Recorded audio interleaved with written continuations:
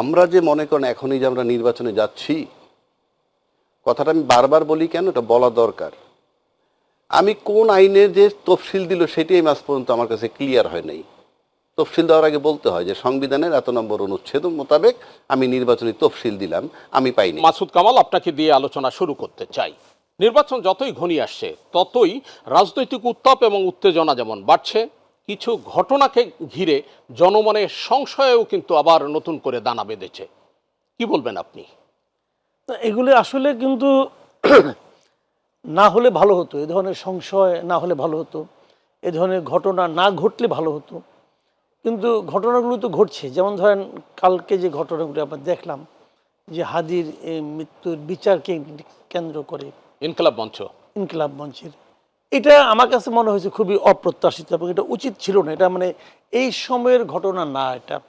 এবং আমি তারপরে সোশ্যাল মিডিয়ায় দেখলাম এই ওই ঘটনার মধ্যে একজন স্লোগান দিচ্ছে, একটা নারী স্লোগান দিচ্ছে, তারা নির্বাচনই বন্ধ করে দিতে চাচ্ছে।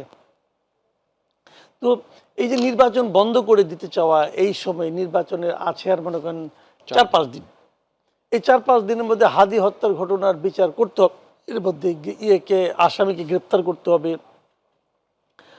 আসামি কে? সবাই যাকে আসামি মনে করছে, সবাই যাকে খুনি মনে করছে, কে খুনি আমি জানি বলতে পারবো না, সবাই যাকে মনে করছে, তো সে তো দেশের বাইরে চলে গেছে বলে এটা কনফার্ম না, বাট সেরকমই তো শুনেছি। পুলিশও তাই বলেছে। হ্যাঁ, তাই বলেছে। এখন তদন্তে ঝামেলা থাকতে পারে, তদন্ত প্রভাবিত হতে পারে, হয়তো ঠিকভাবে তদন্ত হচ্ছে না, হয়তো একজনের চাপানোর চেষ্টা করছে। এক্ষেত্রে নানা ধরনের ষড়যন্ত্র তত্ত্বেরও উপস্থিতি আমরা জানি, শুনেছি, নানা ধরনের কথা বলা হচ্ছে। অনেকে বলছে সরকারও এর সঙ্গে জড়িত আছে কিনা, এই ধরনের কথা বলা হচ্ছে। দেখেন, এই বিষয়গুলো না আসলে কিন্তু আমি মনে করি যে মানে খুবই কনফিউজিং। কারণ হাদিকে কেন মারা হলো এটা নিয়ে ওনাদের যখন এই সমস্ত ছেলে মেয়েরা দাবি করে, আপাত দৃষ্টিতে মনে হয় এই দাবিটা এখন কেন। এটা আমিও বলি, এই দাবিটা এখন কেন, এই দাবির জন্য আপনি শাহবাগ আটকাবেন কেন, এটা যখন বলি, পাশাপাশি আমি এটাও বলি যে হাদিকে আসলে মরতে হলো কেন, হাদির মৃত্যুটা কি প্রয়োজন ছিল?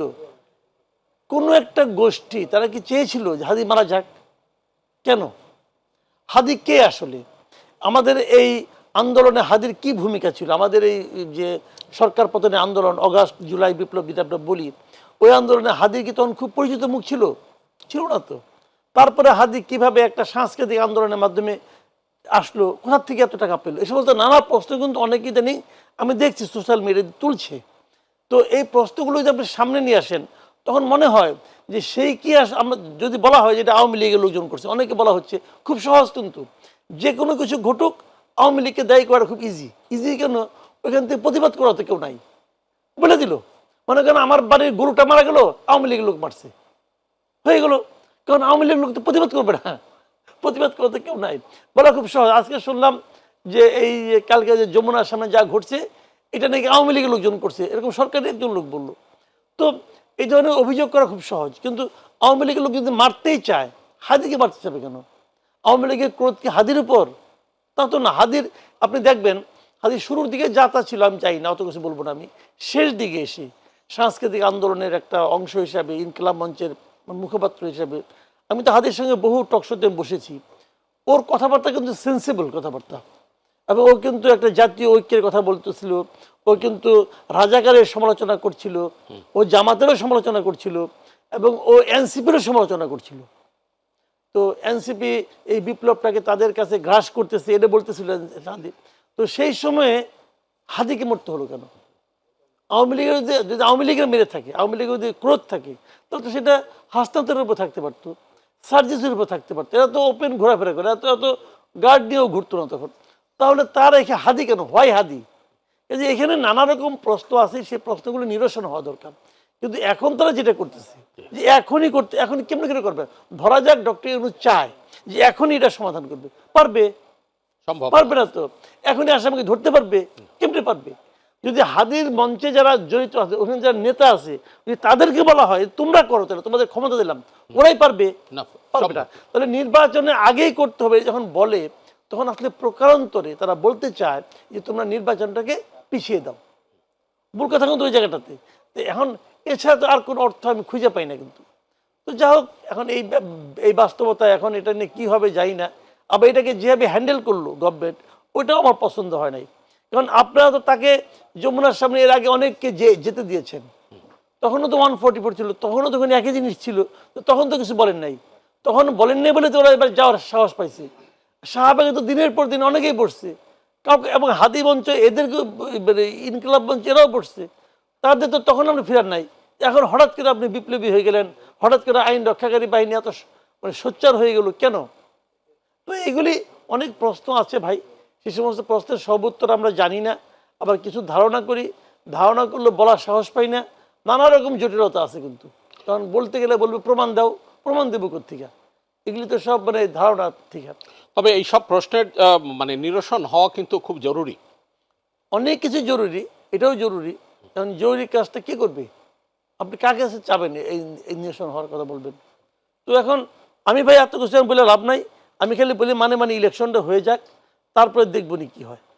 অসংখ্য ধন্যবাদ আপনাকে। ফিরবো আবার আপনার কাছে। আবু হেনা রাজ্জাকি, আপনি কি বলবেন এই আলোকে, যখন অনেক প্রশ্ন হচ্ছে কিন্তু জবাব মিলছে না, জনমনে আবার সংশয়ও কিন্তু সৃষ্টি হচ্ছে? ধন্যবাদ আপনাকে এবং আমার সহালোচক। আপনি প্রশ্ন করে উত্তর পাবেন যদি সব কিছু রাইট অর্ডারে থাকে। রাইট অর্ডারে কিছু নাই তো। আপনি একটা রাষ্ট্র চলতে হলে তো কিছু রাইট অর্ডার লাগে। হ্যাঁ, কোনটার পরে কোনটা, কোন আইনে কোনটা, এই ধারাবাহিকতা লাগে। আমরা যে মনে করেন এখনই যে আমরা নির্বাচনে যাচ্ছি, কথাটা আমি বারবার বলি কেন, এটা বলা দরকার। আমি কোন আইনের যে তফসিল দিল সেটাই আজ পর্যন্ত আমার কাছে ক্লিয়ার হয় নাই। তফসিল দেওয়ার আগে বলতে হয় যে সংবিধানের এত নম্বর অনুচ্ছেদ মোতাবেক আমি নির্বাচনী তফসিল দিলাম, আমি পাই নাই, আশা করি আপনারাও পান নাই। তো আপনি যদি একটা নির্বাচন দিলেন যে কোন আইনে, সেটা যখন আপনি ক্লিয়ার করতে পারেন না, তো ওখান থেকে তো আপনার রাইট অর্ডারে নাই, তারপর আপনি রাইট অর্ডার আশা করেন কেন? তারপর দেখেন, নির্বাচনের তফসিল দেওয়ার পর থেকে যেদিন থেকে প্রচার শুরু হলো অফিসিয়ালি, কিছুই ছিল না, শুধু দুই দল একে অপরকে গালাগালি করতেছিল, এছাড়া আর কিছুই ছিল না, এবং এখনও মোটামুটি নাই। এটা তো একটা নির্বাচনের পদ্ধতি হতে পারে না। আমি কোনো ব্যক্তিগতভাবে পার্টিকুলার কোনো দলকে বলছি না, একে অপরের বিরুদ্ধে বলছি। আপনার দোষ আমি বলছি, আমার দোষ আপনি বলছেন, সেটার প্রয়োজন নাই তো। আমার গুণটা আমি বলবো। এখানে মনে করেন দুইটা দল প্রতিদ্বন্দ্বী, একটা বিএনপি আর একটা জামাত, বা 11 দলীয় জোট আর বিএনপি জোট। এক্ষেত্রে ধরেন নির্বাচনের সময় মানুষ কি চায়? মানুষ চায় প্রতিশ্রুতি দেয় এবং প্রতিশ্রুতি ভঙ্গ করে রাজনীতিবিদরা, এবং এটা সেফ হওয়ার রাস্তা হইল কি জানেন? নির্বাচনের শেষ কথা বলতে কিছু নেই, এটা হলো হাতিয়ার। আর আমি আপনাকে প্রতিশ্রুতি দিলে ভঙ্গ করলে আপনি মামলা করতে পারেন, কিন্তু রাজনীতিবিদদের বিরুদ্ধে মামলা হয় না। এখন এই যে প্রতিশ্রুতি, এখন যখন ইশতেহার আপনারা দিয়ে দিয়েছেন দুইটা দল, এখন আমি মনে করি যে 2-4 দিন টাইম আছে 10 তারিখ পর্যন্ত, আমি মনে করি তাদের নৈতিক দায়িত্ব ইশতেহার বাস্তবায়ন করবেন কিভাবে, এটা আপনাকে ক্লিয়ার করতে হবে, তাহলে আপনি ভোট পাবেন না, পরিষ্কার। এবং আমরা মনে করি আমাদের কথার ইম্প্যাক্ট আছে এখন বাজারে। আপনারা ইশতেহার বাস্তবায়ন কেমনে করবেন সেটা আপনাকে এস্টাবলিশ করতে হবে, তা নাহলে আপনারা ভোট পাবেন না। যেমন ধরেন, আমি একটা সিম্পল কথা বলি, এই দুর্নীতি বন্ধ করা। প্রথম হইল দুর্নীতি বন্ধ করা না, প্রথম হইল আমি দুর্নীতি করব না, এই অঙ্গীকার করা। একটা লোকেও বলে না দুর্নীতি বন্ধ করবেন। কোন দুর্নীতি? যেটা অতীতে হয়েছে ওইটা বন্ধ করার জন্য আপনার দরকার নাই। আপনি প্রথম আসেন দুর্নীতি বন্ধ করবেন না, সেটাই বলেন। কারণ দুর্নীতি বন্ধ করার মানে এই হয় না যে আমি দুর্নীতি করব না। সুতরাং দুর্নীতি, আমি ভোটারদেরকে বলবো আপনি আস্থায় নেন, কে দুর্নীতি করবে না, কে দুর্নীতি করবেন তাকে ভোট দেন। আসেন তারপরে, টাকা পাচার করব না, ফরগেট ইট। টাকা পাচার কিন্তু টাকা উদ্ধার করবেন হবে না, টাকা পাচার করবেন না সেটা বলতে হবে আগে। পাচার যেটা হয়েছে তো হয়েছে, কারণ টাকা পাচার যেটা হয়েছে, বাংলাদেশে কোনো রাজনীতিবিদ পয়দা হয় নাই যে নেক্সট আইসা সেটা উদ্ধার করবে। ইউনূস সরকার যদি না পাইরে থাকে, আপনি যত ইউনূসের গালাগালি করেন, আমরা তার যে আন্তর্জাতিক কানেকশন, ব্যক্তিগত সম্পর্ক অনেক সময় কাজে লাগে, সে যদি না পারে, বাংলাদেশে এখন সেকেন্ড কোনো রাজনৈতিক নেতা পয়দা হয় নাই যে উদ্ধার করবে। সুতরাং আপনাকে বলতে হবে যে টাকা পাচার হবে না, অর্থাৎ পাচার যে টাকা হয়ে গেছে সেটার ফিরিয়ে আসার আপনারা পারবেন না, চ্যালেঞ্জ পারবেন না, আপনি যতই অঙ্গীকার করেন, কিন্তু আপনারা অঙ্গীকার করেন যে আর পাচার হবে না।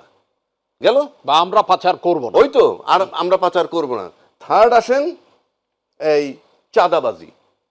কে চাঁদাবাজি করে ওই ব্যাখ্যা আমি যাচ্ছি না।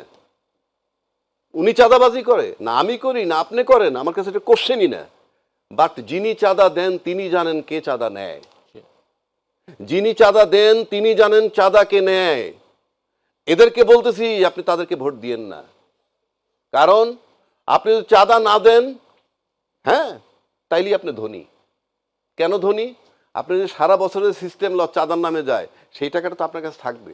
সুতরাং আপনি যদি সচ্ছল থাকতে চান, চাঁদাবাজকে ভোট দিয়েন না। পরিষ্কার, চাঁদাবাজকে ভোট দিবেন না। কে চাঁদাবাজ? আপনি যিনি চাঁদা দেন তিনি জানেন। সুতরাং এইটা আমরা দেখতে চাই। 3 নম্বর আসেন, এই যে আপনি হাদির অ্যাটাকের কথা বললেন, হাদির যারা আন্দোলন করে তাদের উপরে অ্যাটাক। আমার কাছে এখানে প্রশ্ন মার্ক। এই সরকার আসার পর অন্তত 300 আন্দোলন হয়েছে, রাফলি 250 থেকে 300 আন্দোলন হয়েছে গত 18 মাসে। শিক্ষকের আন্দোলন, ডাক্তারের আন্দোলনের, প্রমোশনের আন্দোলনের, বেতনের আন্দোলন, আনসারের, এইটা নানান আন্দোলন। কোন রাজনীতিবিদ, কোন রাজনৈতিক দল বলেননি একবারও যে তোমরা আজকে আন্দোলন করো না। এই সরকার সেই ম্যান্ডেট নিয়ে আসে নাই। এই দরকার একটা নির্বাচন সংস্কার, নির্বাচন বিচার ইত্যাদি করে চলে যাবে। কোনো রাজনীতি দেখো দেখান আমারে, কোনো রাজনীতিবিদ বলে নাই। কিন্তু আন্দোলনগুলো করে সব রাজনীতির ব্যানারে, সে যে দলেরই হোক। এই যে হাদির নামে নামছে, তার সেটা তো একটা ব্যানারে নামছে। ইন্ডিভিজুয়াল কোনো ব্যক্তি আন্দোলনের নামে না, এককভাবে এক বা 5টা ইন্ডিভিজুয়াল জড়ো হয়ে আন্দোলনে যায় না। সুতরাং এগুলো রাজনীতিবিদ, যে দলের রাজনীতির যারাই হোক, তারা বলেন নাই। সুতরাং রাজনীতিবিদরা সবসময় মানে ধারাবাহিকতা রক্ষা করেন নাই, সরকারকেও সুস্থ থাকতে দেন নাই। এই যে আজকে হঠাৎ করে সরকার এত স্ট্রং হয়ে গেল, হ্যাঁ, সরকার যে স্ট্রং হয়ে গেল, সরকারের সাথে কি প্রশাসনে আদৌ সমন্বয় আছে? সমন্বয় থাকলে এরকম অ্যাটাক আগে হইল না কেন, এখন হচ্ছে কেন? আমি এটাও রাজনীতিতে বহুবার জিজ্ঞেস করতে বলছি যে আপনারা যে আমরা সরকারকে, সরকার তো এই এই 1 সপ্তাহ আছে, চলে যাবে। সরকার একবারও কি সরকারকে প্রশ্ন করছেন গিয়ে কেউ যে কোথাও গরম পানি মারে, কাউরে ঠান্ডা পানি মারে, কোথাও লাঠিচার্জ করে, কোথাও সাউন্ড গ্রেড মারে, আপনি কি আলাদা আলাদা বইলে দেন নাকি? কিংবা পুলিশের আইজিপিরে জিজ্ঞেস করেন তোমরা যে মারো সরকার বলে কিনা? কেউ জিজ্ঞেস করে নাই। শুধু ব্লেম গেম, ব্লেম গেম। সরকার ব্যর্থ। এই যে এটা করছে কারা? আমার তো মনে হয় না সরকারের ইচ্ছে হয়েছে। অর্থাৎ প্রশাসন নিজে যখন ক্ষমতা এক্সারসাইজ করে, যে সরকারটা গার্জিয়ানবিহীন, যার কোনো মানে দল নাই, কিছু নাই, এটা আপনি সবাই যাচ্ছে তাই ব্যবহার করতে পারেন। এটা আমি রাজনৈতিক কালচার দেখতেছি। এখন আসেন আমরা আশঙ্কা কেন দেখি? এই আশঙ্কাগুলো দেখতেছি এই যে এই সমস্ত কারণ যেগুলো আপনাকে বললাম। দেখেন আপনি একটা সম্প্রতি একটা ঘটনা, আজকে একটা স্টেটমেন্ট আসছে, জনগণ চাইলে শেখ হাসিনার সন্তানরাও রাজনীতিতে ফিরতে পারেন। আচ্ছা, এটা কি এটা এখন বলার সময়? আমি যদি একটা স্বাভাবিকভাবে চিন্তা করি, আপনি যতই উদার হন, যতই মহৎ প্রমাণ করতে চান আপনার নিজেকে, তাহলে এইটা কি এখন বলার সময়? এটা কি আপনার ভোট বাড়বে? মাত্র 18 মাস আগের গন্ধ, 1200-1400 ছেলে মারা গেছে, 30,000 ছেলে পেলে আহত হয়েছে, তখন এইটা কি ক্যারি করবে? আমি ঠিক আমার মাথায় ধরে না। 1 2 নম্বর, এই স্টেটমেন্টটা তো অ্যাবসোলুটলি ফ্যাসিজমের পক্ষে যায়। ফ্যাসিজমের পক্ষে গেলে ভোটের বাজারে এটির ইম্প্যাক্টটা কি হইতে পারে? আমরা তো যাকে দায়িত্বশীল মনে করি, একটা ক্ষমতাশীল, যে ক্ষমতাটায় যেতে পারে, তার কাছ থেকে কি আমরা এরকম স্টেটমেন্ট আশা করতে পারি? হ্যাঁ, মানে তার মানে কি আমরা পারিবারিক রাজনীতি ফেরত আনতে চাই? যদি বলতো জনগণ চাইলে আওয়ামী লীগ রাজনীতিতে ফিরে আসতে পারে, এটা একটা প্রশ্ন। জনগণ চাইলে শেখ হাসিনার সন্তানরা, আমরা কি আবার পারিবারিক রাজনীতি ফেরত আনবো? I hate it like anything. পারিবারিক রাজনীতি কেন? রাজনীতিবিদরা চিৎকার করে বলেন যে রাজনীতি ব্যক্তিদের কাছেই রাজনীতি থাকা উচিত। একজন রাজনীতি ব্যক্তির সংজ্ঞা কি? রাজনীতিবিদের সংজ্ঞা কি? আমি চ্যালেঞ্জ, আপনি সংজ্ঞা দেন না। রাজনীতির সংজ্ঞা কি? বাবার মেয়ে রাজনীতিবিদ, তার ছেলে রাজনীতিবিদ, স্বামীর স্ত্রী রাজনীতিবিদ, এইভাবে সূত্র কেন? কারণটা কি? রাজনীতিবিদের সংজ্ঞাটা কি? একটা সংজ্ঞা লাগবে তো। আপনি যদি মনে করেন রাজনীতিবিদ মানি কোনোভাবে পাওয়ারে চলে যাওয়া, তাহলে তো সে ইউনূস সাহেব রাজনীতিবিদ, পাওয়ারে গেছে না। এইগুলা খুবই কষ্টদায়ক। এবং মানে আমরা পারিবারিক রাজনীতি আবার ফেরত আনতেছি, যেখান থেকে আমরা মুক্তি পেতে চাই। আর একটা জিনিস আপনি দেখেন, আপনি কি আশা করেন এই যে রাজনীতিতে যারা যাবে, সংসদে যারা যাবে, প্রথম বললাম কোন সংবিধানে গেছে তারা বলে নাই, কোন আইনের তফসিল হয়েছে আদৌ বলে নাই, 2 নম্বর হচ্ছে আপনি গণভোট যদি কোনোভাবে পাশ না হয় তাহলে এই যে নির্বাচনে যাওয়ার প্রক্রিয়াটাই থাকবে অবৈধ। গণভোটটা যদি হয় তাহলে অন্তত সেইটার ইস্যুতে ঢুকতে পারবেন আপনি, যার জন্য একটা কথা আসছে গণপরিষদ হবে আগে। ঠিক আছে, এইটা আপনি যত দ্রুত পারেন হইলে, সেটা আমি সেই বিতর্কে যাচ্ছি না পরে, তার আগে একটা জায়গায় আসেন। আমরা এখনও যদি বলি আজকে একেবারে মডার্ন যুগে এসে এখনো স্টেটমেন্ট আছে, ডিসেম্বর 8-এর স্টেটমেন্ট, কার স্টেটমেন্ট নাম বলার দরকার নাই, বলতেছে প্রার্থী মুখ্য নয়, মার্কা দেখে ভোট দিন। এর চেয়ে বেদনাদায়ক কথা আমার কাছে নাই। এই প্রার্থী মুখ্য নয়, মার্কা দেখে ভোট দিন, তার মানে হচ্ছে এই দুরবস্থার বয়স 53 বছর, যে কারণে মার্কার দোহাইতে ডক্টর কামাল হোসেনের মতো সংবিধান বিশেষজ্ঞ দলের বাইরে গিয়ে পাশ করতে পারেননি।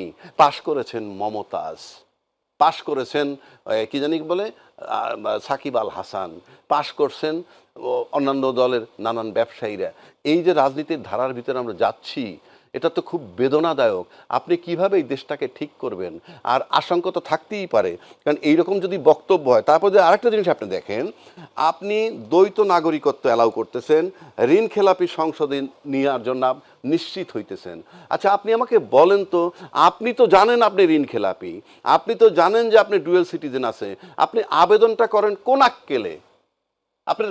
আপনার বাদ দিবে কি দিবে না সেটা পরের চ্যাপ্টার। আপনি আবেদনটা করলেন কোন আক্কেলে? আপনি আবেদনই তো করতে পারেন না, you are not qualified for application. তো আপনি তো করলেন, করার পর কি হবে? আপনি লিখে রাখেন, আজকে আমি বলে দিচ্ছি কি হবে। নাম্বার 1, যার দ্বৈত নাগরিকত্ব আছে সে বেকায়দা দেখলে দেশ ছেড়ে পালাবে, কারণ আমরা ইতিমধ্যে একজন দেখছি চলে গেছে, অলরেডি চলে গেছেন তার টিম নিয়ে। আর যিনি ঋণ খেলাপি হিসেবে আসছেন, উনি সংসদে গিয়ে প্রথমেই সব ব্যবসায়ী একত্রে কি এস্টাবলিশ করবেন, যারা পার্লামেন্টে গেছে যে সমস্ত শিল্প প্রতিষ্ঠান রুগ্ন হয়েছে সেগুলা ঋণ মৌকুফ করা হোক, এবং সেই তালিকায় তাদের শিল্পগুলা সব ঢুকবে এবং ঋণ মৌকুফ হয়ে যাবে। এই হলো দেশ, এই হলো পার্লামেন্ট, যেটা হতে যাচ্ছে। আবার ফিরবো আপনার কাছে। মাসুদ কামাল, অনেকগুলো বিষয় কিন্তু আবু হেনা রাজ্জাকি উপস্থাপন করেছেন, দুর্নীতি, চাঁদাবাজি রোধ, অর্থ পাচার বন্ধ এবং সার্বিকভাবে এই দ্বৈত নাগরিকত্ব, এই বিষয়ে আপনি কি বলবেন? না, এগুলি ঠিকই আছে। আমি তো এগুলো অনেক মানে ওনার সঙ্গে আমি একমত এই সমস্ত ব্যাপারে। আমি আগেও এগুলো বহুবার বলেছি যে একজন লোক ঋণ খেলাপি, তাকে কেন সবাই মিলে আদালতে যে আমরা প্রমাণ করবো যে আপনি ঋণ খেলাপি? ওনার তো সুইসাইড করা উচিত, আসলে লজ্জায়। ওনার তো লজ্জা করা উচিত। উনি টাকা নিয়ে টাকা ফেরত দিচ্ছেন না, তাও টাকা নিচ্ছেন কার কাছ থেকে? ব্যাংকের কাছ থেকে। ব্যাংকের টাকা মানে কি? জনগণের টাকা। জনগণের টাকা উনি নিয়ে ফেরত দিচ্ছেন না, আবার বুক ফুলে হাঁটছেন, আবার বলছেন যে না আমি ঋণ খেলাপি না, আদালতে ধারা অমুক ধারা তমুক ধারার মায়ের পেঁচে আমাকে ইলেক্টেড করো। তো এটা তো একটা মানে খুবই অপমানজনক ব্যাপার হওয়া উচিত তাদের, কিন্তু তাদের তো মান সম্মান জ্ঞান নাই। এই লোকগুলি কিন্তু কোনো মান সম্মান জ্ঞান নাই। কিন্তু তারপরেও এমপি হওয়া চাই তাদের, চাই, কারণ তারা মনে করে জনগণ কি মনে করলো, কি ভাবে আবু হেনা রাজ্যে কি আমার সম্বন্ধে কি বললো না বলে কি আসে যায়, কি আমার পকেটে তো টাকা আছে, এটা চুরির টাকা হোক, ডাকাতির টাকা হোক, অথবা কোনো গুয়ের থেকে নিয়েছি টাকা, তো অসুবিধাটা কি? আমার টাকা হলেই চলে। যে এই লোকগুলির মানে চরিত্র বলতে কিছু নাই। কিন্তু আবার নির্লজ্জের মতো জানে টাকা সে জমা দেয় না, আবার নির্লজ্জের মতো যায় ব্যাংকে, যায়, আবার আদালতে যায়, যে ট্রাই করে যে কোনোভাবে ফাঁক ফুকুর দিয়ে নাকি বের হওয়া যায়। তো এরা আসলে তো হওয়া উচিত না। আবার দ্বৈত নাগরিকত্ব নিয়ে হ্যাঁ আইনের অনেক মারপ্যাচ আছে, আমি অস্বীকার করি না। অনেকে বলেন যে দ্বৈত নাগরিক হলে পরে এমপি হওয়া যায় না, তাহলে মন্ত্রী হওয়া যায় কিভাবে? খুব ভালো প্রশ্ন, এটা ভ্যালিড প্রশ্ন।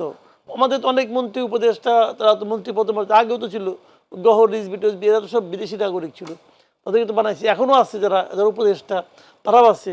দেন উপদেষ্টা অথবা মন্ত্রী হতে গেলে কিন্তু আইনগত কোনো বাধা নাই, বাধা খালি এমপির ব্যাপারে। এইটাও কিন্তু একটা জটিল ব্যাপার যে এমপির ব্যাপারে বাধা থাকবে কেন? তাহলে হয় তুমি সবগুলির মধ্যে বাধা রাখো, অথবা তুমি কোনটা রেখো না। আপনি মন্ত্রী হইতেই পারেন না, তা বলছি না, এমপিতে আপনি এমপি হইতে পারবেন না দ্বৈত নাগরিক হলে, কিন্তু মন্ত্রী হইতে পারবেন। টেকনোক্রেট মন্ত্রী হবেন। টেকনোক্রেট মন্ত্রীর জন্য তো এটা অ্যাপ্লিকেবল না। ইনফ্যাক্ট আমি তো সেটাই বলতে চাচ্ছি, এটা কেমন আইন? আমি হ্যাঁ সেটা ঠিক, আপনি কেমন আইন? এগুলো ঠিক করা উচিত। এমপি হতে পারবেন কিন্তু মন্ত্রী হতে পারবেন না, মন্ত্রী হতে পারবেন কিন্তু এমপি হতে পারবেন, এটা তো হলো না রে ভাই।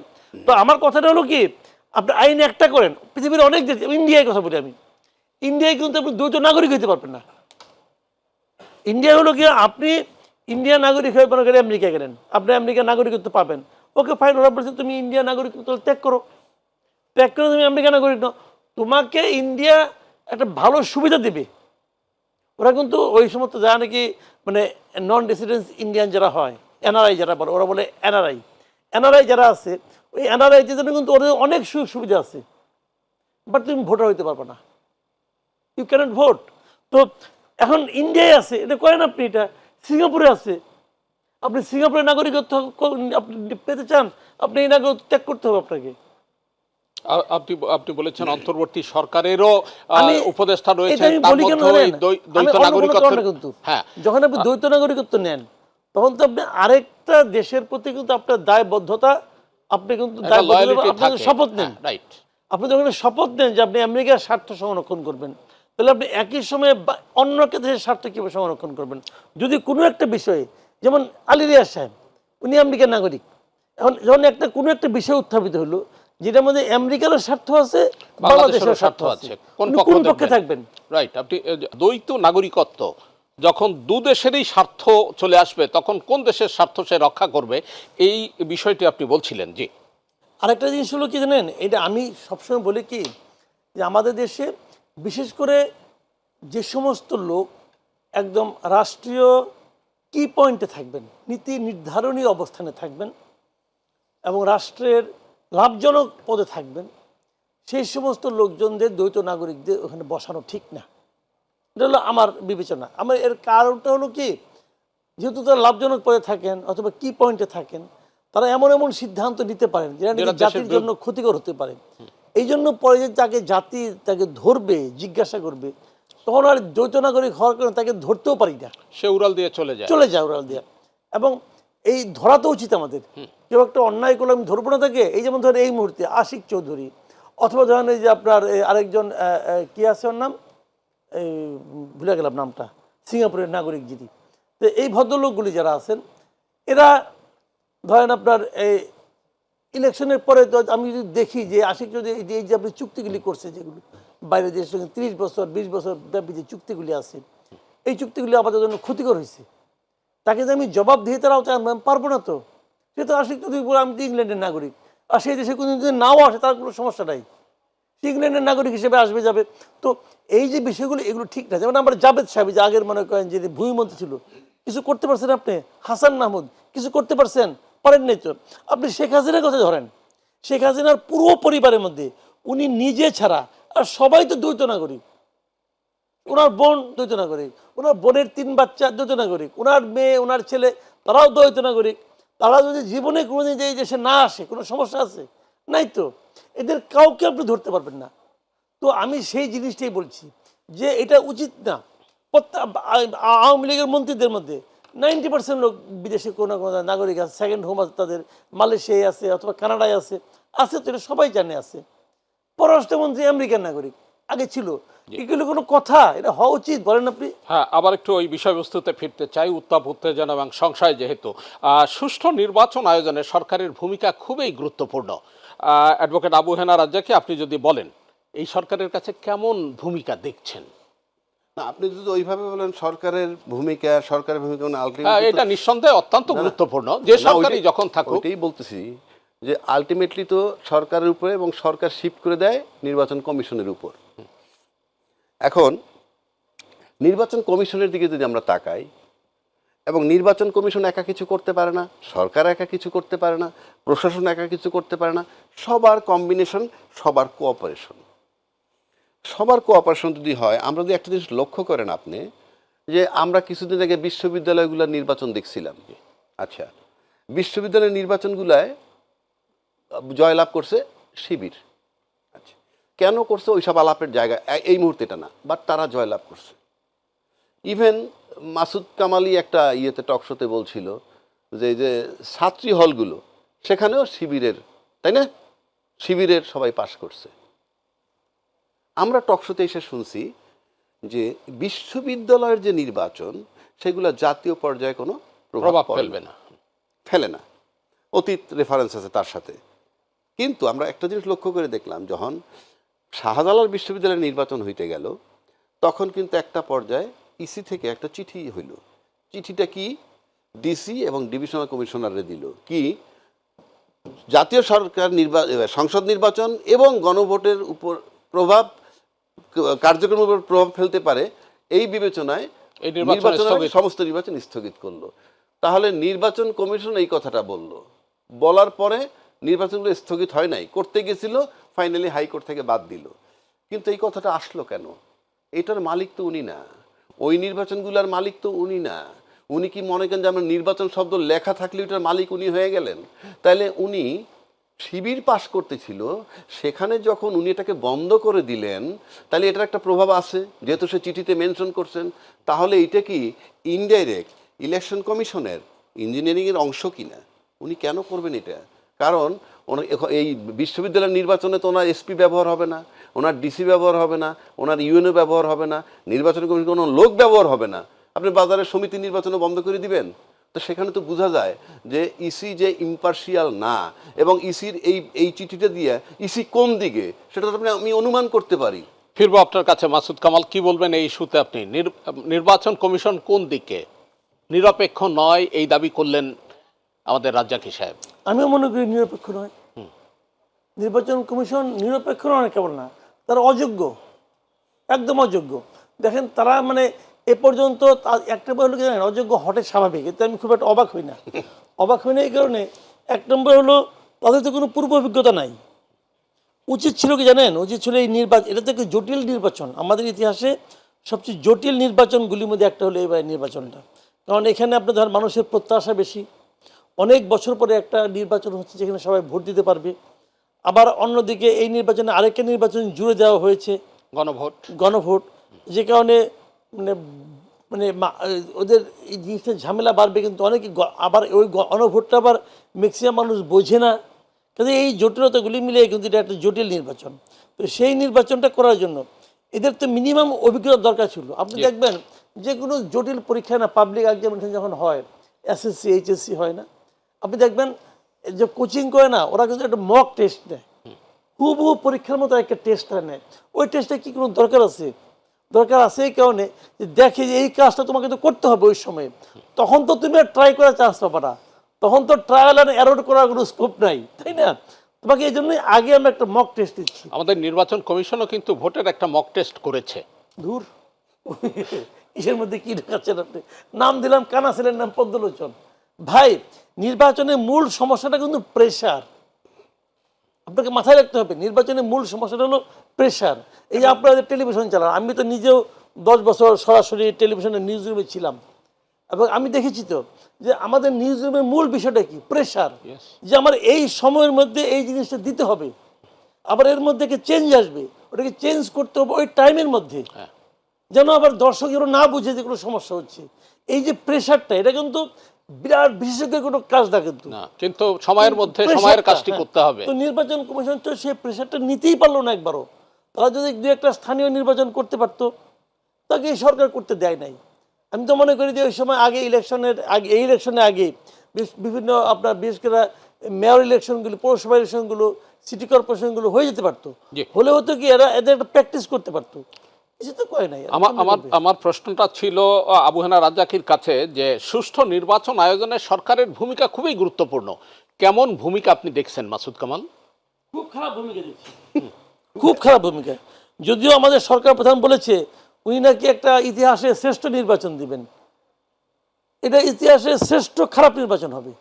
শ্রেষ্ঠ হবে মানে শ্রেষ্ঠ মানে খারাপ অর্থে শ্রেষ্ঠ, কারণ উনি নিজের, ওনারও কোনো অভিজ্ঞতা নাই, ওনারও কোনো অভিজ্ঞতা নেই। ওনার খেলে একটা কাজ যদি পারেন ভালো, সেগুলো মিষ্টি মিষ্টি কথা বলতে পারেন। ওই মিষ্টি মিষ্টি কথার থেকে উনি বলছেন যে শ্রেষ্ঠ নির্বাচন দিবেন। উনিও জানেন না যে শ্রেষ্ঠ নির্বাচন দিতে হলে তার আগে কী বলতে হয়। উনি নির্বাচনের কথা বলে নির্বাচনের তারিখ ঘোষণা করে তারপরে উনি বলতেছেন যে উনি আশা করেন এই ছাত্রদের দল অনেকগুলি এমপি হবে, এই ছাত্রদের দল থেকে শিক্ষামন্ত্রী হবে, উনি বলতেছেন। তো এর চেয়ে বড় পক্ষপাতের তার কী হতে পারে বলেন আপনি? এর চেয়ে বড় পক্ষ, উনি যখন একটা দলের পক্ষে বলেন তখন এর চেয়ে বড় পক্ষপাত তো আসে কিছু, তাই তো? তারপরে ওই ছাত্রদের পক্ষে যা কিছুই ঘটবে, যা কিছুই ঘটছে, যা কিছুই ঘটেছে ইতিমধ্যে, সব কিছুর সঙ্গে কিন্তু মানুষ কী করছে? প্রধান উপদেষ্টাকে জড়িয়ে ফেলছে। কারণ মানুষকে সন্দেহ করার একটা সুযোগ উনি নিজেই করে দিয়েছেন। তো উনি তো একটা পক্ষপাত, এবং বিশেষ করে হানা ভোট নিয়ে রেফারেন্ডাম নিয়ে ওনার সরকারের পক্ষপাতিত্ব তো একদম স্পষ্ট ওপেন, উনি যেটা ঘোষিতভাবে আছেন, উনি পক্ষপাতিত্ব করছেন এখানে হা ভোটের পক্ষে। তো এই সরকারকে আমি নিরপেক্ষ তো বলিই না, এটা একটা নিরপেক্ষিত গভর্নমেন্ট এবং কালের বিবর্তনে আপনি দেখবেন এটা বাংলাদেশের অন্যতম ব্যর্থ সরকার হিসেবে, অন্যতম না শ্রেষ্ঠ ব্যর্থ সরকার হিসেবে অভিহিত হবে। কি মনে করেন আপনি আবু হেনা রাজ্জাক? কি ধন্যবাদ। অবশ্যই যেহেতু আপনি যখন সরকারে থাকবেন, ফলটা যে পোর্শন থেকে হোক, যার দিক থেকেই হোক, আলটিমেটলি লায়াবিলিটিসটা তাকে নিতে হবে, এটাই বিধান।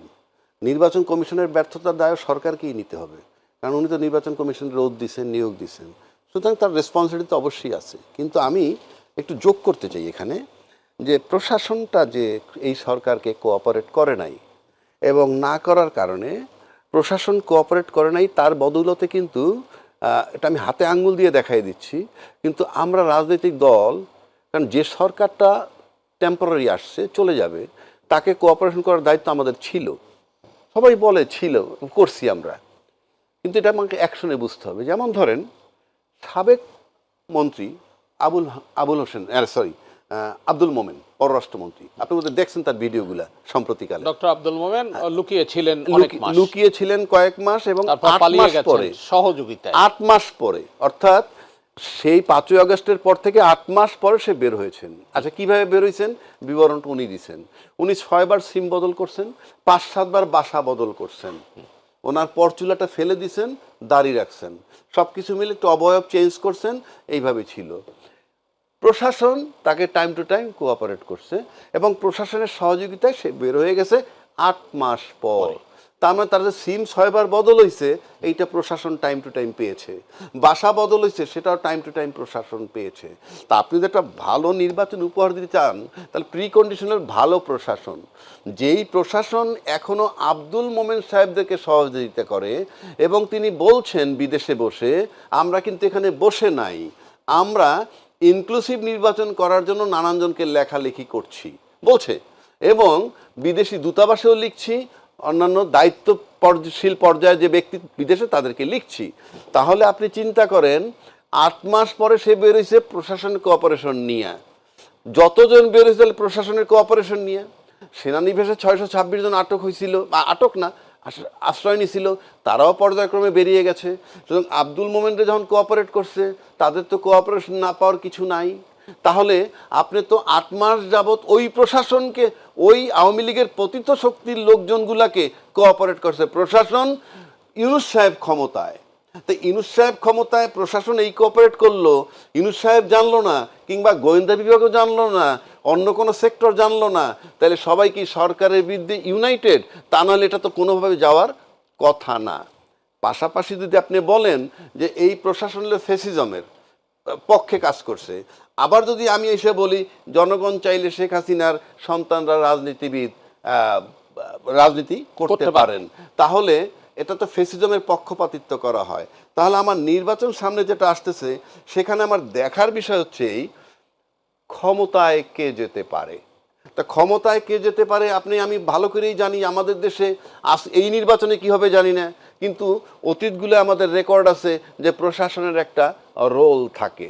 তো যেই প্রশাসন আব্দুল মোমেনকে 8 মাস যাবৎ সহযোগিতা বের করে দিছে, সেই প্রশাসন তো নিশ্চয়ই চিন্তা করবে আব্দুল মোমেন সাহেবদেরকে কিভাবে পুনর্বাসন করা যায় এবং কে ক্ষমতায় আসলে পরে তাদেরকে পুনর্বাসিত করা যাবে, এটা নিশ্চিত হয়ে সেই পক্ষে কাজ করবে। কিন্তু যদি সেটা না পারে, কোনো কারণে ব্যর্থ হয়, তাহলে নির্বাচনটা নিয়ে সন্দেহ বা আশঙ্কা আছে। ফিরবো আপনার কাছে। যে প্রশাসন আব্দুল মোমেনদের সহযোগিতা করে, সেই প্রশাসন ওই দলকে ক্ষমতায় আনতে চাইবে যে দল ওই মোমেনদেরকে পুনর্বাসন করবে, কি বলবেন মাসুদ কামাল? এটা আমি এতটা সহযোগিতাভাবে দেখি না, কেন কি ওরা চেষ্টা হয়তো ওরা মনে মনে ভাবে, তাহলে তো এর মধ্যেই করতো, কিন্তু মনে মনে মনে ভাবে কোনো যদি সুযোগ কখনো নাই। সেরকম অনুকূল সময় আসে, যা দেখছি তাই বললাম, যখন কোনো অনুকূল সময় আসবে, মানে তারা তো পালাতে সাহায্য করছে, আসতে তো না, ফিরতে সাহায্য করবে। না, একটা সরকার তো আছে। হ্যাঁ। 8 মাস তোমার সরকারে যে কোঅপারেট করে নাই এবং ধারে নাই, তাতে যে প্রশাসন কিছু হয় না, তাতে সরকার বাদে অন্যান্য সব অর্গান ইউনাইটেড। মাসুদ কামাল? হ্যাঁ, সবাই শুনেন, সবাই ভাই 15 বছর ধরে তারা ক্ষমতায় ছিল, হ্যাঁ তো তারা তো বিভিন্ন জায়গায় তাদের লোকই নিয়োগ করছে। এখন যারা বড় বড় কথা বলতেছে, বিভিন্ন জেলায় যারা ধরেন ডিসি আছে, আমি একটা কথা বলি, এই ডিসিগুলি নিয়োগ হয়েছে কারামলে, সেই তো আওয়ামী কথা। লীগের আমলে, প্রমোশন হয়েছে কারামলে। আওয়ামী লীগের আমলে। তো আওয়ামী লীগ জামাতের লোককে প্রমোশন দিচ্ছে, আওয়ামী লীগ বিএনপির লোককে প্রমোশন দিচ্ছে। এরা এখন নিজেদেরকে বলে বেড়াচ্ছে যে আমি বাধ্য হইয়া আওয়ামী লীগ, আমি বাধ্য হইয়া বিএনপি, এগুলি বলে বেড়াচ্ছে ভাই। এগুলি আমি বাধ্য হয়েছিলাম, এগুলি বলতেছে। আসলে এরা সবাই একই। আমার কথা হলো কি, আপনি যখন প্রশাসনের মধ্যে দল খুঁজতে যাবেন, প্রশাসনের একদম শীর্ষ, আমি যেটা প্রথমে বলেছিলাম, একদম শুরুতেই বলছিলাম যে প্রশাসনের এগুলি চেঞ্জ করা সম্ভব ছিল কিভাবে, নতুন সরকার আসার পরেই যারা সচিব ছিল, কারণ হয় কি সচিব পদটা হয় মানে 100% পলিটিক্যাল আনুগত্য না থাকলে কেউ সচিব হইতে পারে না বাংলাদেশের ইতিহাসে, এটা দেখা গেছে। যেটা আপনি যদি সবগুলি সচিবকে সরাই দিতেন, তাহলে সবার জন্য কিন্তু প্রফেশনাল হওয়ার একটা সুযোগ থাকতো। কিন্তু এরা করছে কি, তার না কইরা ওটাকে আরো বেশি পলিটিক্যাল করছে। কিভাবে 10 বছর আগে কে বিএনপির ছিল তারে নিয়ে আসো, 20 বছর আগে কে রিটায়ারমেন্ট দেওয়া হয়েছিল তাকে নিয়ে আসো, আইনে নাকি ওইগুলি কি হয়েছে, বিএনপির লোক আনছে, জামাতের লোক আনছে, তো এটা তো আরো পলিটিক্যাল বানাইছে, এবং আরো পলিটিক্যাল বানাইয়া পুরো আমলাতন্ত্রকে ধ্বংস করে দিয়েছে। এখন কি হবে দেখেন, ধরা যাক বিএনপি ক্ষমতায় আসবে, এসে কি করবে, এখন কে কে জামাত করছে এটা তো চিহ্নিত, ওটা চিহ্নিত না, ওটা তো যেখানে এত বলে আসছে আমি জামাত করতাম, অথবা আমাকে নাও, তারা ব্যাক করেছে, তখন জামাতগুলো চিহ্নিত। আবার কে কে বিএনপি করছে ওটাও চিহ্নিত। এখন যদি বিএনপি ক্ষমতায় আসে, আগে জামাতগুলো সরাবো, আর যদি জামাত ক্ষমতায় আসে বিএনপি সরাবো, হিসাব কিন্তু ক্লিয়ার। তাহলে কি হলো, প্রশাসনকে কিন্তু আপনি আরো বেশি পলিটিক্যাল করলেন। যখন প্রশাসন পলিটিক্যাল হয়ে যায়, তখন সরকার পতনের সঙ্গে সঙ্গে পুরো প্রশাসনটাকে পাল্টাতে হয়। তো আমাদের তো সেটা করার মতো মানে সামর্থ্য নাই। আমরা কিন্তু করবো, মনে করেন আজকে 5 বছরে একটা লোক মনে করেন আপনার জয়েন্ট সেক্রেটারি হলো, গভর্নমেন্ট চেঞ্জ হলো, আপনার জয়েন্ট সেক্রেটারি বললেন কালকা থেকে তুমি পাবলিক, সে কালকা থেকে পাবলিক হয়ে গেল। তাহলে কি করবে, সে চিন্তা করবে যে আমার 5 বছরে আয়ু, তো মাল যা কামানোর 5 বছরের মধ্যেই কামাইতে হবে, তো লুটপাটের একটা কম্পিটিশন শুরু হয়ে যাবে, কিন্তু হিসাব বদলে যাবে। এইগুলি হয় না, একটা প্রফেশনাল ব্যুরোক্রেসি তৈরি করতে হয়, এবং সেটা করার প্রথম এবং প্রধান হলো আপনার কাজ হলো এটাকে পলিটিসাইজ করা যাবে না, আর দক্ষতা যোগ্যতা মেধার ভিত্তিতে এটা করতে হবে। রাইট, নিয়োগ দিতে দেখেন না দক্ষতা কি করছে, এই গত বিসিএস দেখলাম যে ছেলেটা ফার্স্ট হয়েছে তাকে তো বাদ দিয়ে দিলেন আপনি।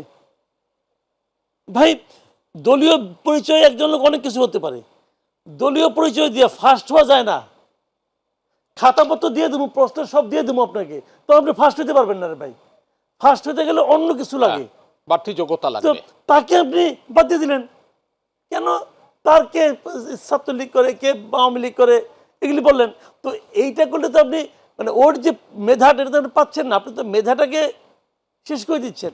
এইগুলি মানে আরো দলীয় করার পদ্ধতি আর কি। আবু হেনা রাজ্জাকি, আপনার কাছে আরেকটা প্রশ্ন, আইন শৃঙ্খলা পরিস্থিতি কতটা আপনি সুষ্ঠু নির্বাচনের অনুকূলে মনে করেন? কি জন্য মনে করব, কারণ তো নাই। এক নম্বর তো বললামই, যেই প্রশাসন এখনো পতিত সরকারকে সহযোগিতা করতেছে, প্লাস সেই প্রশাসনের ফেভার পাওয়ার জন্য আমি যখন বলতেছি যে শেখ হাসিনার সন্তানরা ইচ্ছে হলে রাজনীতি করতে পারে, এটা তো প্রশাসন খুশি হবে, পতিত সরকারের পক্ষে যাচ্ছে কথাটা।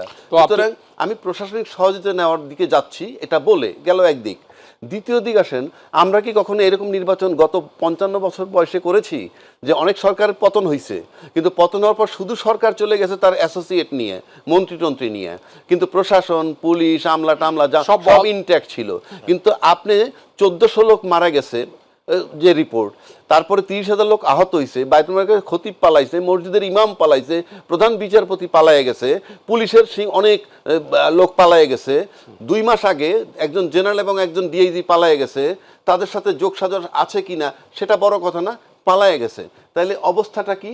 সেই অবস্থায় যদি মনে করেন একটা সুন্দর অবাধ সুষ্ঠু নিরপেক্ষ নির্বাচন হবে, তাহলে আমি মনে করি প্রতি 5 বছর পর পর নির্বাচনের আগে এরকম 1400 লোক মারতে হবে, 30,000 লোক আহত করতে হবে, প্রশাসন পালায় যেতে হবে, তারপর আমরা একটা নিরপেক্ষ নির্বাচন করব।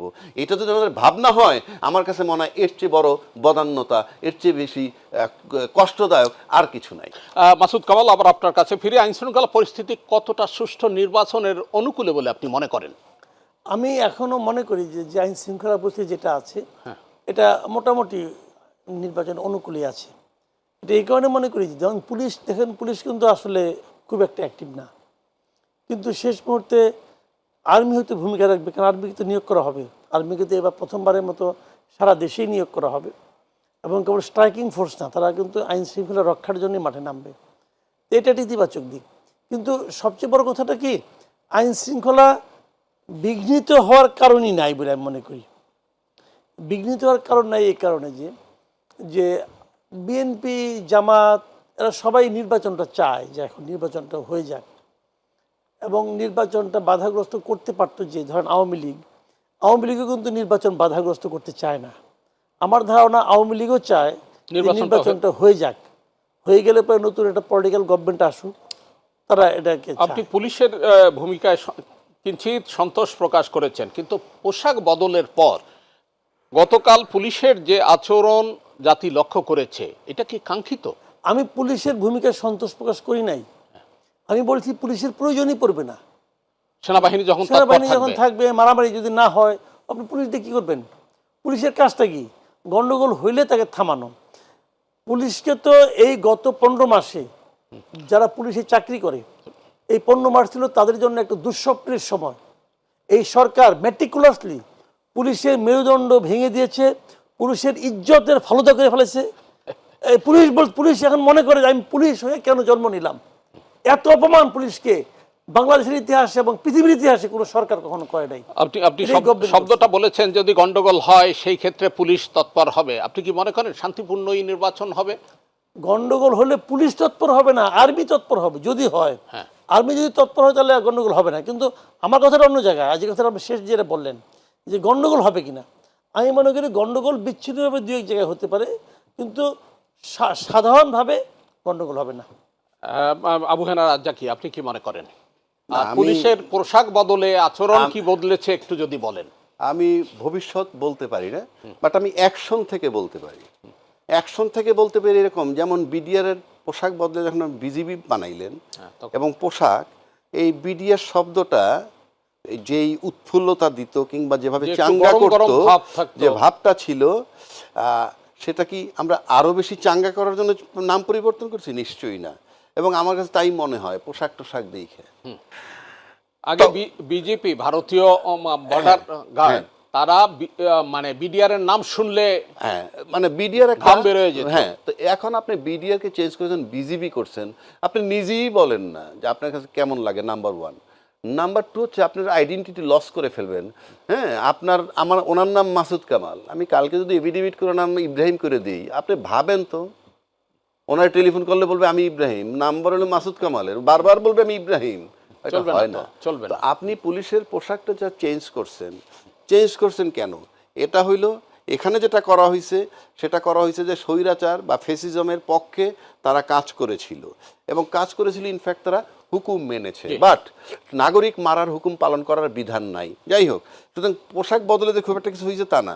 আবার মাসুদ কামাল ভাই যেমন আর্মিদের ব্যাপারে বলল যে উনি আশাবাদী, আমি যদি কয়েকটা সিমটম বলি, আপনি সম্প্রতিকালে দেখবেন যে একজন ডাক্তার প্রার্থী সেনানিবাসে প্রবেশ করতে গিয়ে বাধার সম্মুখীন হইল, আর্মি তাকে বাধা দিয়েছে, জাস্টিফাইড, যে কারণে বাধা দিয়েছে ওটা সঠিক।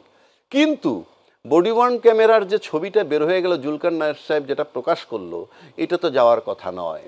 তাহলে তো যেই নিরাপত্তার অজুহাতে তাকে ঢুকতে দিলাম না, সেই নিরাপত্তা বা সিকিউরিটি যাই বলেন না কেন, সেটা হচ্ছে সিক্রেট থাকলো না। এবং আরও কিছু যে বের হয় নাই, আমি কেমনে জানবো? আমি বিশ্বাস করতে চাই বের হয় নাই, কিন্তু ওটা তো বের হয়েছে। আর্মির তো অনেক রকম স্ট্র্যাটেজি থাকে, সেটাও বের হইতে পারে। নির্বাচনের সময় কি প্ল্যান হবে সেটা সিক্রেট থাকবে, তার কি গ্যারান্টি? নাম্বার 1। নির্বাচন সংঘাতময় হয়ে উঠবে সেটা বলছেন।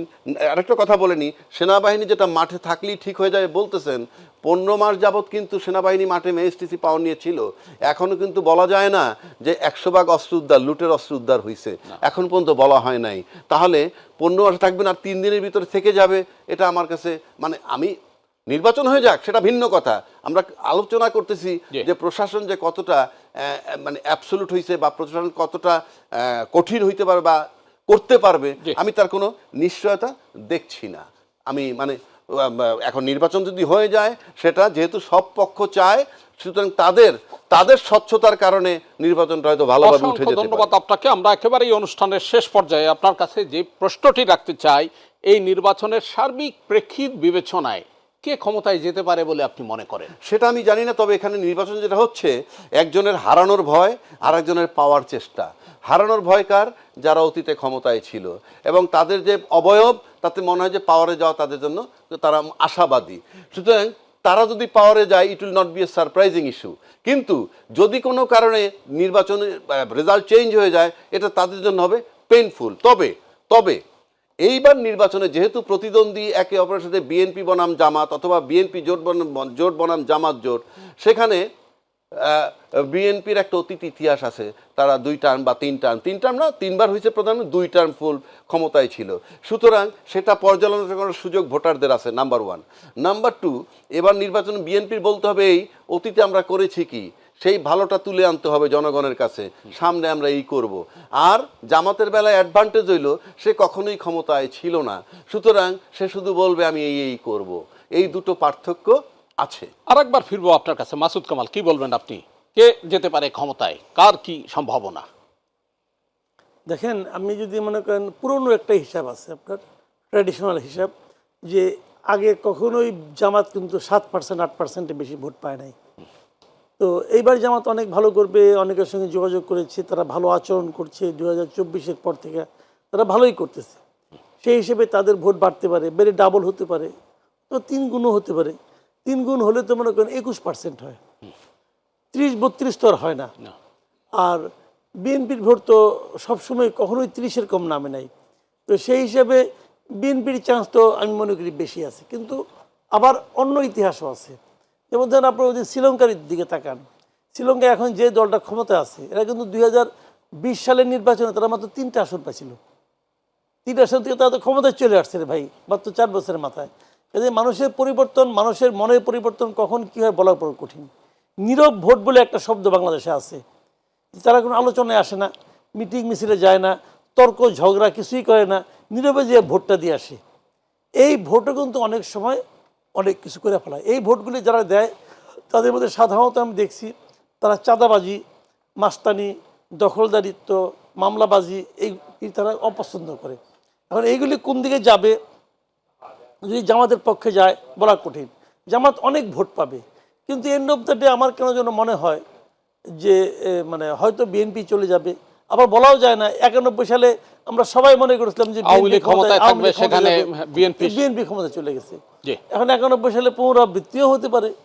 ভাই ইলেকশন, এবার ইলেকশন অত ইজি হবে না, এটা তারেক রহমান নিজেও অনেক আগে বলছিলেন, কিন্তু ওনার দলের লোকরা মনে করছিল এটা খুব ইজি হবে। এটা ওনার দলের লোকরা ভুল মনে করছিল আমার ধারণা।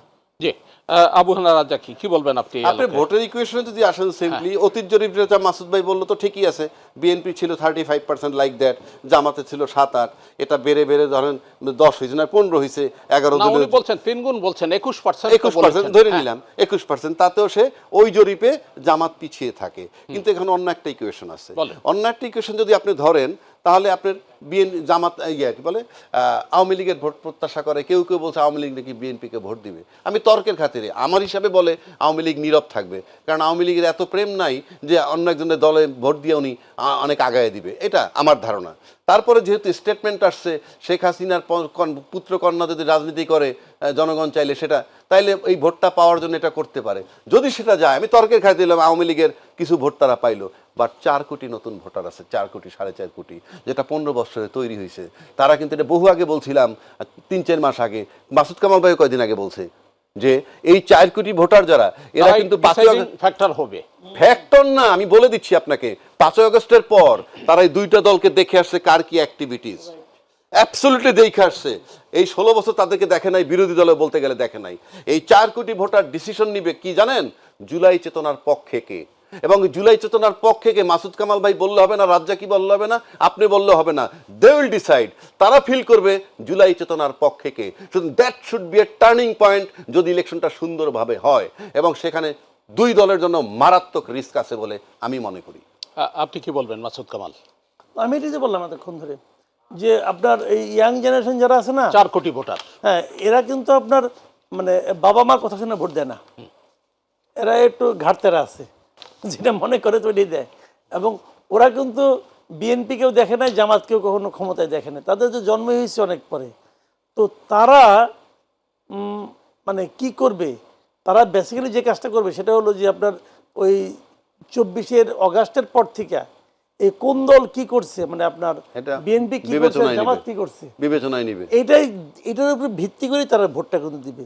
এবং এইখানে কিন্তু বিএনপি অলরেডি পিছিয়ে যাবে। কিন্তু আবার আরেকটা বিষয় আছে, আমি বলি আপনাকে সেটা, যে আওয়ামী ভোটও এখানে একটা ফ্যাক্টর। কিন্তু আওয়ামী লীগেরও তো প্রায় 30+ ভোট আছে, 20% তো আছেই। এই 20% ভোট আবার কোন দিকে যাবে, এটাও কিন্তু একটা বড় ফ্যাক্টর। এটাও ডিসাইডিং একটা ফ্যাক্টর হয়ে যাবে। আবু হেনা রাজ্জাকি, আপনার কাছে শেষ প্রশ্ন, সুষ্ঠু নির্বাচন আয়োজনে নির্বাচন কমিশনের সামনে মূল চ্যালেঞ্জটা কি? সুষ্ঠু নির্বাচনের সামনে নির্বাচন কমিশনের মূল চ্যালেঞ্জ হলো দুটো। একটা হলো নির্বাচনে কারচুপি বন্ধ করার চেষ্টা করা। কারচুপি কারা করে? দলীয় নেতাকর্মীরা, যে ভোট সেন্টার দখল করা, সিল সাপ্পর মারা, সেটা। তবে সেটার সম্ভাবনা আমি খুব কম দেখি এবার আমার কাছে মনে হয় না সেই জায়গাটায় যেতে পারবে, কারণ জামাত বা ওই শিবিরটাও মাঠে আছে। কিন্তু আরেকটা, ইঞ্জিনিয়ারিং বলতে যেটা বোঝায় সেটা করে প্রজাতন্ত্রের কর্মকর্তা কর্মচারী। সেই জায়গাটা চেক দেওয়ার দায়িত্ব শুধু যে ইলেকশন কমিশন না, তার হাতে গোনা কয়টা লোক। প্রশাসন তো নির্বাহী প্রশাসনই। এখানে রাজনীতিবিদদেরও সজাগ থাকতে হবে, পার্টিকুলার খুব সুন্দরভাবে। বিশেষ করে আর্মির রোলটা খুব মারাত্মক আমরা চাই। অবশ্য ওয়াকারুজ্জামান সাহেব বলছে একটা ভালো নির্বাচন উপহার দিবেন। উনি যদি শুধু ওই জায়গাটা চেক দিয়ে দিতে পারে যে প্রশাসনের কর্মকর্তা কর্মচারীরা কোনোভাবে ইঞ্জিনিয়ারিং করতে পারবে না, তাইলে বাংলাদেশ কোনো সন্দেহ নাই একটা সুন্দর নির্বাচন পাবে। অসংখ্য ধন্যবাদ আপনাকে। মাসুদ কামাল, কি বলবেন আপনি? নির্বাচন কমিশনের সামনে মূল চ্যালেঞ্জটা। থেমে যাব, এক্ষুনি থেমে যাব, আপনি বলার পরেই থেমে যাব, বলুন। হ্যাঁ, শুনে আমি বলি, এইবার ভোটে একটা, আমি উনি যেটা বলেছেন ওই কথাটাই বলি, যে একটা জায়গায় কিন্তু আপনার যে ডিসাইডিং ফ্যাক্টর হবে ইলেকশনে, সেটা আমি বলি, মানুষের কাছে যে যাই বলুক, এবার ইলেকশনের ডিসাইডিং ফ্যাক্টর হবে দুর্নীতি। যে মানুষ আসলে দুর্নীতি দেখতে দেখতে মানুষ টায়ার্ড হয়ে গেছে, মানুষের চোখ পচে গেছে, ভাই আর দুর্নীতি চাই না। এখন এই দুর্নীতি মুক্ত সমাজ কে দিতে পারবে, অথবা অধিকতর কম দিতে পারবে কে? আমি থামবো না তো, আপনি আমাকে থামে আবার ওখানে যাবেন না, ওখানে আর যাবো না, আমি আপনার কাছেই থাকবো। আচ্ছা, তাড়াতাড়ি থামি। তার উপরে নির্ভর করবে যে কে জিতবে। নির্বাচন কমিশনের চ্যালেঞ্জটা কি? মূল চ্যালেঞ্জ নির্বাচন কমিশনের চ্যালেঞ্জ হলো ইঞ্জিনিয়ারিং ঠেকানো। ইঞ্জিনিয়ারিং ঠেকানো, আর এইটা ঠেকাইলেই হবে। জনগণকে ভোট কেন্দ্রে নিয়ে আসা, তার দায়িত্ব না, ভোটাররা নিয়ে আসবে, দল নিয়ে আসবে, চলে আসবে, দল নিয়ে আসবে। ওটা ইলেকশন কমিশনের কাজ। ইলেকশন কমিশনের কাজ হলো যে ভোটারটা আসবে তার ভোটটা ঠিক মতো যেন সে দিতে পারে, এবং এই ভোটটা যেন ঠিক মতো গণনা করা হয়, এবং ইঞ্জিনিয়ারিং, এবং এটা যেন প্রকাশ করা হয়, এটাই তার কাজ। অসংখ্য ধন্যবাদ মাসুদ কামাল এবং আবু হেনা